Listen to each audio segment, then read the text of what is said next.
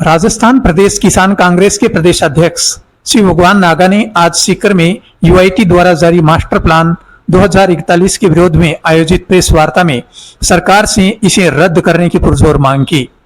उन्होंने पूर्व युवक कांग्रेस अध्यक्ष संजय शर्मा, पूर्व पार्षद सुशील माटोलिया, कुडली सरपंच प्रभुदयाल ओला, जगमाल कालेर रामपुरा, बलबीर सिंह ओला कुडली, एडवोकेट मुकुल शर्मा आदि के साथ एक स्वर में कहा कि विकास के नाम पर विनाश को बर्दाश्त नहीं किया जाएगा।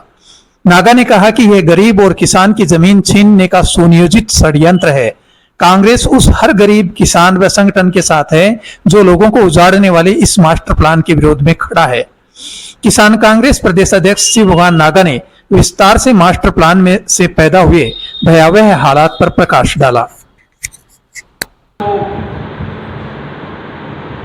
कतई उसके खिलाफ नहीं है। सीकर में यदि विकास हो तो निश्चित तौर पे हम उसके पक्ष में हैं, लेकिन वो विकास यहाँ की आम जन को, यहाँ के किसानों को, यहाँ के गरीब तबके के लोगों को विनाश करके और उनकी जो गाड़ी कमाई है या उनका जो दौलत है उसको विनाश करके ये कतई स्वीकार नहीं करेंगे। इस बात को लेकर के हम लोग इकट्ठे हैं। साथियों, मैं इस मास्टर प्लान की बहुत सारी कमियां हैं, लेकिन मैं दो चार चीज़ें आप सब लोगों को बताइए वैसे, लेकिन दो चार चीज़ें ऐसी हैं जिनके बारे में मैं आपको अवगत कराऊँ। सबसे पहले तो शहर के अंदर किसानों की ज़मीन शहर के बाहर है और शहर के जो यूआईटी क्षेत्र है उसमें बहुत सारी ऐसी कॉलोनियाँ डेवलप हो गई और जिसमें यूआईटी और नगर परिषद ने सब ने परमिशन दी है और उन्होंने सरकार में जो पैसा जमा करके तो पैसा जमा कराने के बाद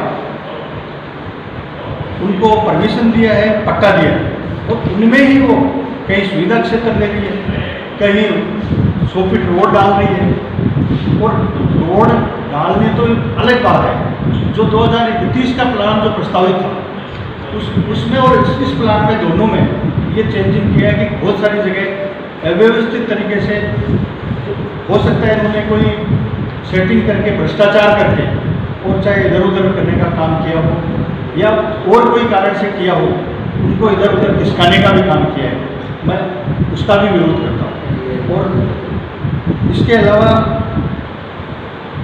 बहुत सारे अब जो वर्तमान में जो ये बना रखा है इन्होंने, जिस तरीके से ये अब जो प्लान जो कर रहे हैं और उस प्लान को लागू करने का मुख्य उद्देश्य जो लग रहा है वो मुझे तो ये लग रहा है कि इन लोगों ने इस प्लान को बना करके एक बड़ी लूट और बड़ा एक भ्रष्टाचार करने का काम कुछ लोगों के साथ मिल करके, क्योंकि बहुत सारे लोग ऐसे हैं जो दलाल के रूप में सक्रिय हो रहे हैं और वो सब दलाल जो किसानों के बेचारे जो नासमझ किसान हैं उनकी ज़मीनों को औने दामों में लेकर के और कहीं ना कहीं सेटिंग करके उनको वापस लेने का काम या ये जो इस प्लान से निकलवाने का काम करने का ये गिरोह भी तैयार बैठा है और जो लागू वो चारों तरफ घूमने का काम और एक दलाली का काम चालू कर दिया है। तो मैं मेरे किसान साथियों से और आप सब लोगों से भी यही आग्रह करूँगा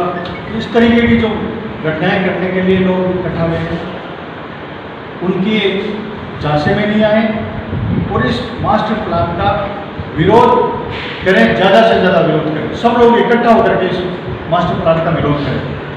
तो मुझे लगता है कि सरकार को इसमें झुकना पड़ेगा। एक विशेष बात ये थी कि इस मास्टर प्लान में लगभग 6000 के करीब आपत्तियां दर्ज हुई।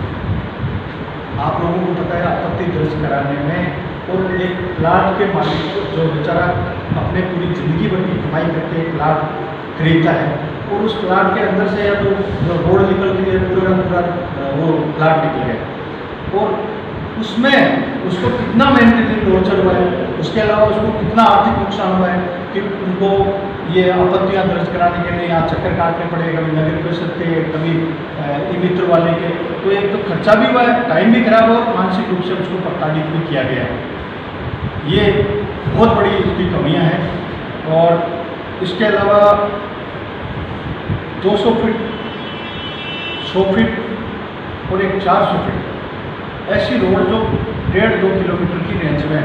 बाईपास है, बाईपास के बाद में इधर और उधर दोनों साइड एक एक रोड बीच से ऐसी रोडें निकाल दी जिसमें सब में कॉलोनियाँ बसी बैठी, उनमें से एक रोड निकाल दी।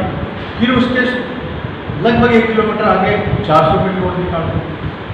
कैसा प्लान बनाना चाह रहे हैं मुझे ये समझ से बाहर है।